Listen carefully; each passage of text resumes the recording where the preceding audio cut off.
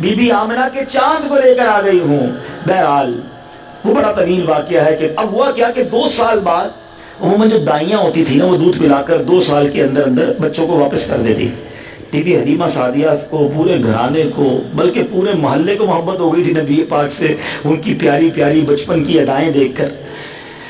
Be be Amna سے کہا کہ حضور تھوڑا عرصہ اور ہمیں دے دیں، ہم اور اپنے ساتھ رکھنا چاہتے ہیں. مکے میں ان دنوں کچھ ہوائیں فضائیں بیماریاں بھی تھیں. آپ نے کہا ٹھیک ہے اور لے جاؤ.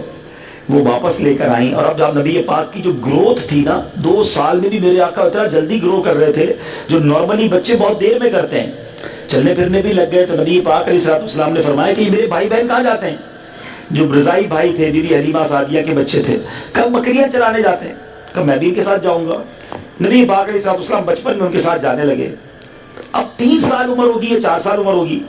اتنے میں کیا ہوا کہ آپ کے جو فرزند تھے بی بی حلیمہ سعدیہ کے فرزند دمرا، وہ دوڑتے ہوئے ہانپتے ہوئے ڈرتے ہوئے آئے.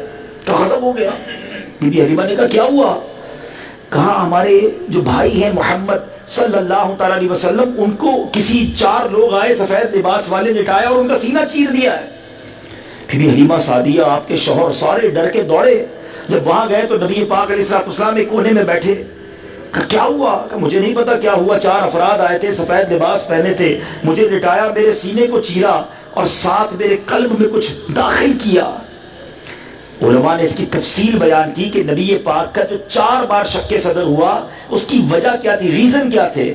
جو یہ 3-4 سال کی عمر میں ہوا نا، اس کے بارے میں فرمایا کہ یہ اس لیے ہوا کہ بچے اس عمر میں کھیل کود اور شرارتوں میں مبتلا ہوتے ہیں. میرے آقا کے قلب میں نور داخل کیا گیا تاکہ نبی پاک ان تمام چیزوں سے دور رہیں. اب جوانی قریب آئی تو پیارے آقا علیہ الصلوۃ والسلام کی 10 یا 12 سال کی عمر میں پھر شک صدر ہوا، پھر نور داخل کیا گیا.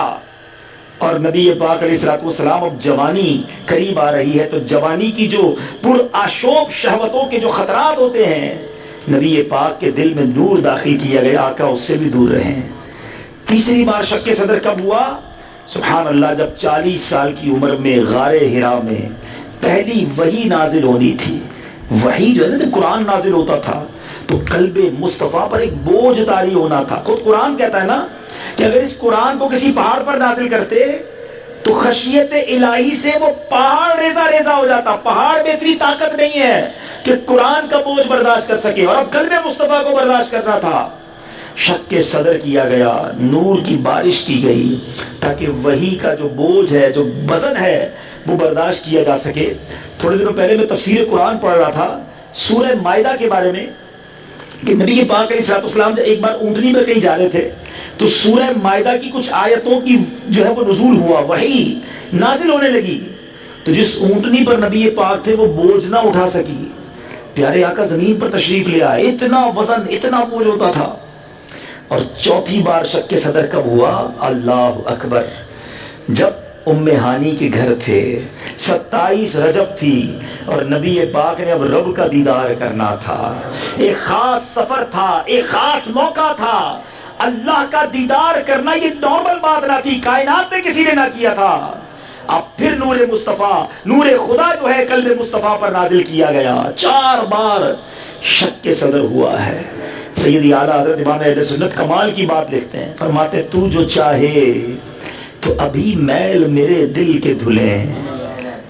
یا رسول اللہ، تو جو چاہے تو ابھی میل میرے دل کے دھلیں، کہ خدا دل نہیں کرتا کبھی میلا تیرا. نبی پاک کا وہ قلب ہے.